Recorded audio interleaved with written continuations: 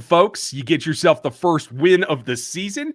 Dan's happy. I'm pretty happy, I have to say. Happy for all the new guys on this team. Happy for you fans to get off that Super Bowl just metallic taste Bad in your mouth, taste. right? I get how that goes. We're going to have fun. We're going to give you our notes. This is the Breakdown Show. Welcome to RGR Football.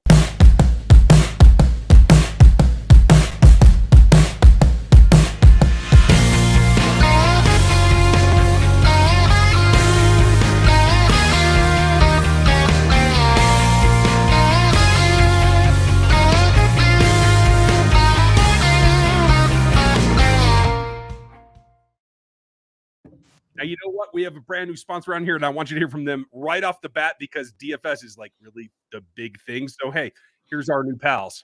Well, Chiefs fans, now is the time to celebrate. It's the first NFL Sunday of the season, and it's about to kick off. And Draftkings, the official draft fantasy partner of the NFL, is putting you at the center of this weekend's action. New customers can get a free shot at $1 million top prize with their first deposit by signing up and using our code RGR21. Get into the action now. It's simple. Just pick your lineup, stay under the salary cap, and see how your team stacks up against the competition.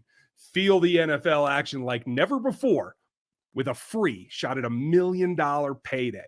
Download the DraftKings app now and use the code RGR21. This week, new customers get a free shot at the $1 million top prize and compete in millions of prizes across all kinds of different contests. Again, the entry code is RGR21. You get a free shot at $1 million prize on your first deposit.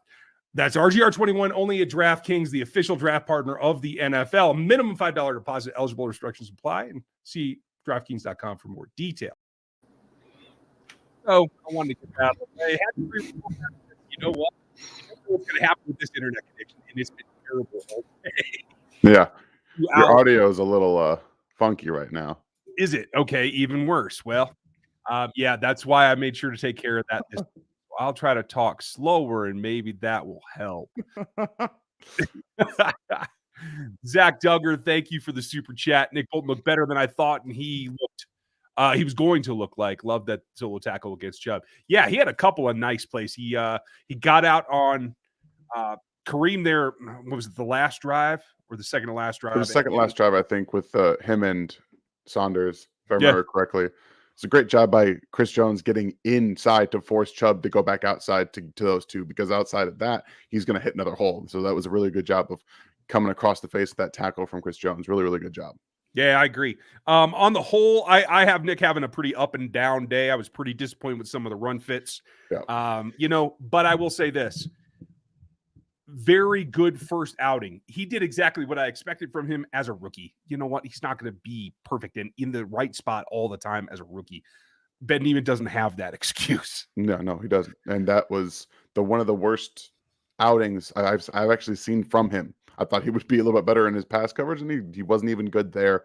The Browns really made this defense look much worse, more like the 2018 defense that we saw. They were just doing whatever they wanted to, and they did not care about anything until those key moments in the second half. They finally started to get some momentum there. Juan Thornhill in the second half. That's who he was. He was all over the place. That pass breakup was almost like the Cortland Sutton pass breakup from Matthew in the end zone or close to the end zone a few years ago. It was awesome. And of course, Father Time, Dan Sorensen himself finds a way to do something. He always does, even though he wasn't great the whole game. I was just going to say, like, Dan was up and down too, but Dan made the play in the box this time where I expected him to make plays. Yep. And that should go to him, the credit. Like everyone's saying, Correct. Hey, Hughes came up big. Even Chris Jones said it post game, like, hey, Hughes came up big for us. Well, Dan came big up for you. And Baker should never have thrown that ball. But that's the difference between a Patrick Mahomes and a Baker Mayfield. And quite frankly, I'm guessing that's probably why he hasn't been extended to this point. I think Baker's a good quarterback. I just still think there's a couple of things that he's got some places to go. Yeah, I'm a little thrown off by somebody getting mad about giving Dirty Dan credit for the Hughes play. If Dirty Dan doesn't hit him and force Baker to go down, that ball's going over Hughes' head and it might get completed. So, that's cool. I want to give him credit when it's due, because I talk down about him a lot for what he is as a player. So when he does something, I'm going to give him credit for it. That's just what I do. So yeah, this game was all over the place. I think you finally saw them settle down in the second half, be a little bit more of who they are. Yeah, I know that crowd momentum definitely helped. I think you always need a little bit of that to get yourself settled. The Browns came out with an incredible game plan, and it's pretty much what we thought they were going to do. They ran down the Chiefs' throat. They did play action off of it, and they got huge chunk gains over and over and over again to tight ends, and then a really, really fast rookie. I was just going to say, do you guys remember me crying about Anthony Schwartz in the draft cycle? If you don't, this is exactly why. That's why. I mean, it doesn't help when he's whooping up on Charvarius Ward. Like, he is whooping up. And speaking of Charvarius, he had an absolutely bad game. That was one of his worst performances I think I've ever seen from him. And I mean, that's saying something. I want him to get better. I really do, but you can't let rookies just burn you. I get it. You know what? We're going to go through the notes. We're going to get to your super chats. Thank you for this, Lucas. I agree with you. Tyron wanted to play. Andy said that he held him out. So, he even has the effort. I think that was actually a good thing. I talked to you guys about that yesterday. Like, don't push him when he's ill or even recovering. You know what I mean? So I'm glad that they did that. Guys, we're only going to be on about 15, 20 minutes because I have to do the post-game presser with Matt Derrick. So we're going to do that here in a little bit. Quincy, Low Lip, give Quincy some help here. He's a good dude. And, he said, don't come by if the Browns win, but if you want to hear me cry, come over there. So check out Quincy. He's a good dude. Let's see. Going through the super chats. Oh, shoot. I just scrolled too far. Okay, there's Josh. Josh, thank you very much for the support. Thank you, Josh. I'll see if there's another comment in here. Brandon Meter, thank you. Brennan, how does Mahomes somehow come through like magic every single game? Well, it's not just him. If Tyreek isn't that guy on the other end of that pass, that doesn't happen. That throw, that play was perfect. He identifies single coverage. He throws it behind the corner on purpose, allows Tyreek to adjust. I've saw people complaining that Mahomes gets away with a throw that should have been picked. That was calculated. He threw it behind him on purpose to let that happen. It's incredible what he does and the way that they're on that same page. Like, he and Tyreek have that issue. And I think Tyreek is going to be a nuclear explosion this year. He's just going to go off. And he continues to get better. It might be incremental at this point because he's already so good, but it will be continuing to get better. Kenneth, good question.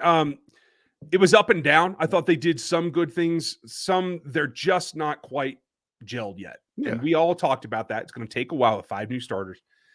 By week 4 or 5, you're not going to see some of this. You're going to see better push as a unit. You're going to see a number of things and I have a lot of notes here about, hey, this guy leaked on this play. This guy didn't quite come down inside where he was supposed to be. Like, it's just the little kinks. Quite frankly, that's a top 8 defensive line that they just played. So I'll take that today. It was really good. And I told you guys to watch out for Malik McDowell. If you paid attention, if you watched the game plan, he was in there early and he was a huge part of their run stuffing. I will say that Clyde had some issues with identifying the huge holes that were created on the outside of the tackles. That was something I didn't expect to see, but I wonder if they've been like drilling into his head about this offensive line run between the tackles to get that through his head. And he just kind of had tunnel vision. That's kind of what I picked up on, because there were some lanes that he could have walked through. And I think that they will address that going forward. Right. All right. We're going to speed through this, guys, because the pressers are over and we're going to talk with Matt here in a little bit. Brandon, thank you very much. You're right. Like, no lead is safe. I think that's basically what everybody's telling you here. So I appreciate the support. Thank you very much. First time actually watching live. Good job, Josh. Thank glad you, you're Josh. here. Appreciate you being here. Usually I have to work, but hey, Sunday night is Sunday night. I'm glad you made it. Folks, we're not going to get to all the questions. Tomorrow night is the all question Q&A, and we'll get to that. We will be here. D-Rob wants to be D-Rob. He wants to make a play. I don't know what to tell you. We've been telling you the same thing. It's just who it is, man. Like, I even have it. I have it in my notes. When they had to go to him, he at least tried to make the catch. That end zone that should have been a touchdown if he just did what he's supposed to do. I don't have any explanation for you. No. Oh my Lord, Casey. Oh, thank you very much. Thank you. That is incredible. Folks, Casey just set the record. That's the biggest super chat we've ever gotten. Thank you very much. We appreciate that. I don't see a comment from you, but I'm going to keep looking because Yeah, I would like to shout you out for that or discuss whatever it is definitely. you would like to discuss. Because I'll bet you I'll have something in here about it. Thank Casey, you. I haven't seen you for a while, so welcome back as well. Very much, thank you. So big things for me. Just some blocking misses. Overall, I didn't feel in the first half that the offensive line was aggressive enough in attacking their blocks. I didn't feel like the linebackers were aggressive enough in attacking their assignments. And this is starting to tell you something. Even Nick Bolton, a guy who has only been in the system for a few months, didn't attack the hole like he did in college. Mhm. This is a systemic thing. That's why it happens over and over and over, rather than getting caught out of position where they don't want to commit somebody to the gap.